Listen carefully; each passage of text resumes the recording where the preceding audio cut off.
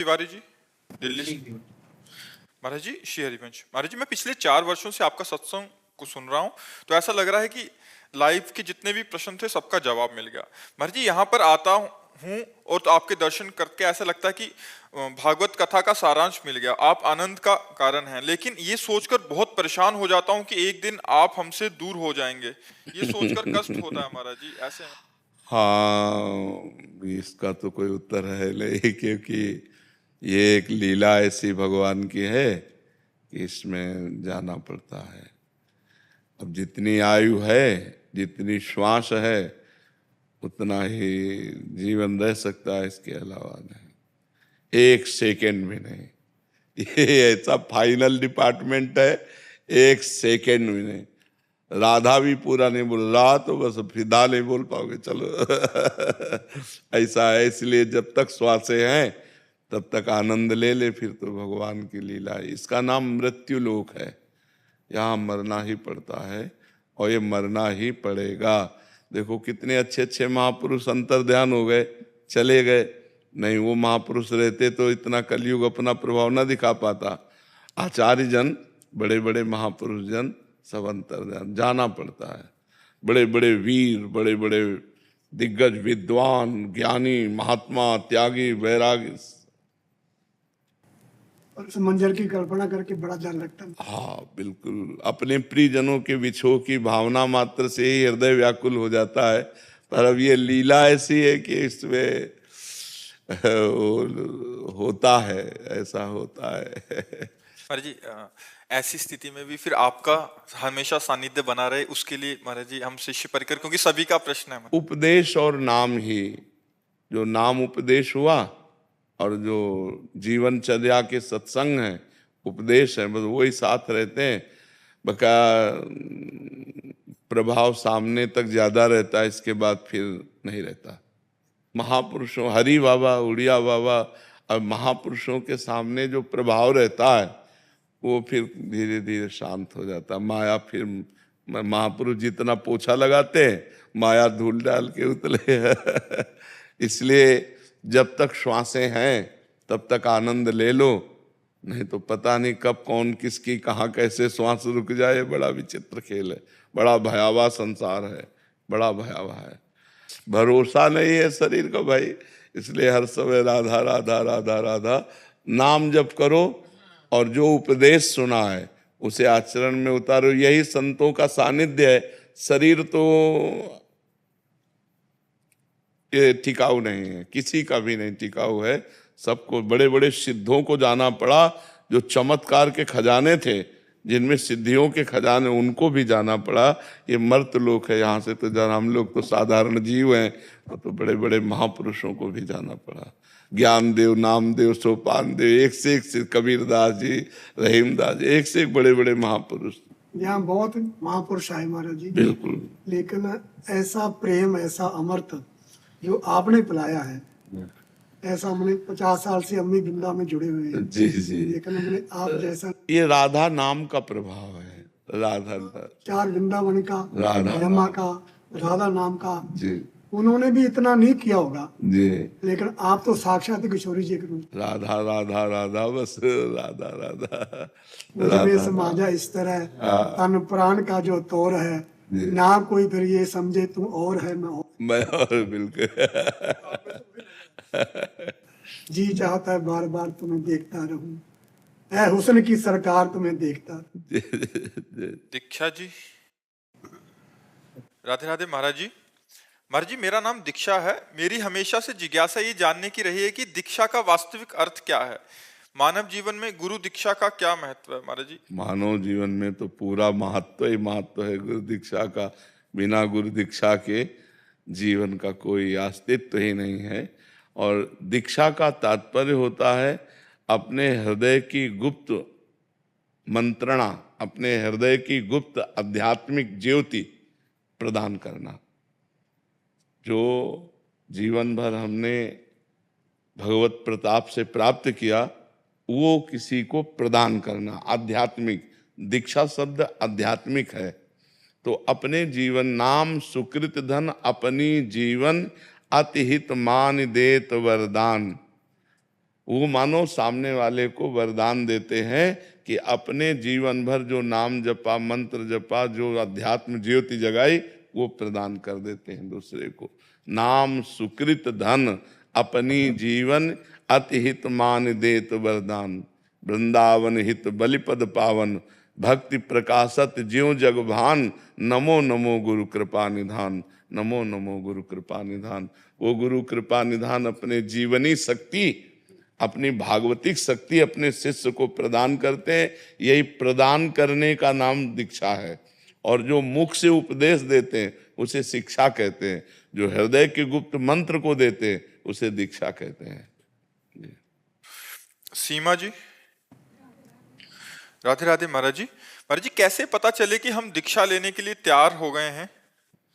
दीक्षा लेने के लिए सब तैयारी है, बस मांस मदिरा, व्यभिचार, जुआ, परधन अपहरण, इन बातों को छोड़ दे।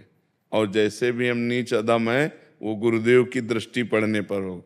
लोहा कभी सोना नहीं हो सकता, लेकिन पारस के स्पर्श से सोना होता है। हम कभी योग्य नहीं हो सकते, हम सदैव अयोग्य हैं, पर गुरुदेव की कृपा ही योग्य बनाती है। तो हम अयोग्य होकर गुरुदेव की शरण में जाएंगे तो सच्ची शरणागति होगी। अगर हम अपने को योग्य समझकर गुरु की शरण में जाएंगे तो शरणागति ही नहीं होगी। असरण शरण श्याम जी को बानो। जब हम असरण हुए तब शरणागति हुई, जब हम अयोग्य हुए तब गुरुदेव की शरण हुई। तो हम अयोग्य हैं, पर ये बातें नहीं होनी चाहिए। जो मांस मदिरा, व्यभिचार, द्वैत क्रीड़ा, पर स्त्री गमन आदि और पर द्रव्य अपहरण आदि, ये जो बहुत महापाप हैं, ये नहीं होने चाहिए। और फिर गुरु की शरण में जाए तो बहुत जल्दी लाभ प्राप्त होता है। और फिर दूसरी बात, हम जैसे हैं वैसे गुरु की शरण में चले जाए, वो संभाल लेंगे। अस्पताल बना ही बीमार लोगों के लिए है। अस्पताल के बाहर लिख दे कि आपको टीबी, कैंसर, किसी भी तरह का रोग ना हो, फिर आप एडमिट होइएगा, तो अस्पताल हंसी का पात्र होगा कि नहीं होगा?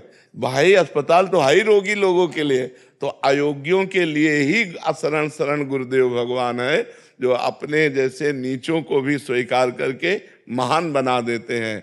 तो हम कैसे भी हों, अगर हमारे अंदर प्रबल इच्छा जग जाए कि मुझे भगवान से जुड़ना है, तो गुरुदेव से जुड़ जाना चाहिए। वो यही योग्यता है, प्रबल इच्छा होना ही योग्यता है। आदित्य जी, इंदौर से। महाराज जी, कई बार हम सांसारिक गीतों पर आपको याद करके भाव विभोर हो जाते हैं, उस रचना को भी सौभाग्यशाली। हम भी होते हैं। ये तो बात है कि जैसे कभी हमको भ्रमण करते थे और कोई संसारिक गीत जैसे कान में पड़ते ही एकदम सन्न से हुआ, अरे वो एकदम बिल्कुल तन्मयता भगवान में ही कि प्रभु कैसे आपके बिना जिए। तो शब्द तो सांसारिक है, तो बात बहुत जोर की है। कभी कभी ऐसे शब्द पढ़ते हैं जो ऐसे दिल को एकदम छू जाते हैं, तो अपने अपने प्रीतम में जुड़ते हैं। वही बलमा है, वही सजना है, वही प्रीतम है, वही प्यारे है, वही जीवन है सबके। अगर बलमा से असली बलमा निकल जाए तो फिर उन बलमा को जला दिया जाता है, ले जला दिया जाता है। वही बालम है, वही प्रीतम है, वही प्राण प्यारे, वही साहब है, वही भगवान है, वही प्रभु है। तो लक्ष्य करके यदि हम संसारी पुरुष को उसे देखें तो वो बात संसारिक हो गई, तो अगर उसे प्रभु में देख ले तो बहुत जोर की हो गई। वो आप स्वीकार करते हैं, भाव बनता है तो वो आप स्वीकार करते हैं, आए हो मेरी जिंदगी में तुम बाहर बन। हाँ, भाव अगर भाव करे तो बहुत सुंदर सुंदर भाव है। अब संसार में जोड़ोगे तो संसारिक हो जाएगा, अगर इसे भगवान में एकदम जोड़ो तो कैसा है, एकदम भावपूर्ण है। तो कुछ शब्द ऐसे हैं जिनको अगर हम भगवान से जुड़ते हैं, हम इष्ट से जुड़ते हैं, गुरु से जुड़ते हैं, तो हम तो ध्वनि में राधा नाम कीर्तन करवाते हैं, ध्वनि में राधा नाम कीर्तन। हम उसका उद्देश्य क्या है? बात यह है कि हम बहुत बना के बोल रहे हैं, लेकिन उद्देश्य यदि संसार है तो घटिया है, और हम बिल्कुल खड़ी भाषा में बोल रहे हैं, लेकिन उद्देश्य बढ़िया है तो वो बढ़िया बात हो जाती है। अगर हमारा भाव जुड़ा और एकदम भगवान से जुड़ गया तो फिर उद्देश्य। हमें तो मतलब एक दिन देखा कि एक बारात जा रही है, लोग खूब उन्मत्त नाच रहे हैं। और मधुकरी मांग के पा के निकले थे बिहारी जी की गली से, घोड़े को देखा सजा, उसमें दूल्हे को देखा सजा, और लोग नाच रहे हैं, तो शब्द एकदम तुरंत पहुंचा दिया। जे तो बस भाव बदल गया, भगवान की भावना जे हुई, बस रोना शुरू। वो बारात उधर गई, हम अपनी बस्ती में जा रहे। तो भावुक जनों को संसारिक घटना भी भाव में डुबा देती। पंडित गया प्रसाद जी महाराज ने देखा कि एक गोबर की छवरिया रखे माई जा रही, और उनका लाला पीछे दौड़, और वो बाल गोपाल के उपासक, वो बार बार मैया की अंगुली बार, अब वो बस भावना में आ गए कि यशोदा मैया, और ये लाल भाव में डूब गए। एक बार वो जो सर्प करने वाले होते ना,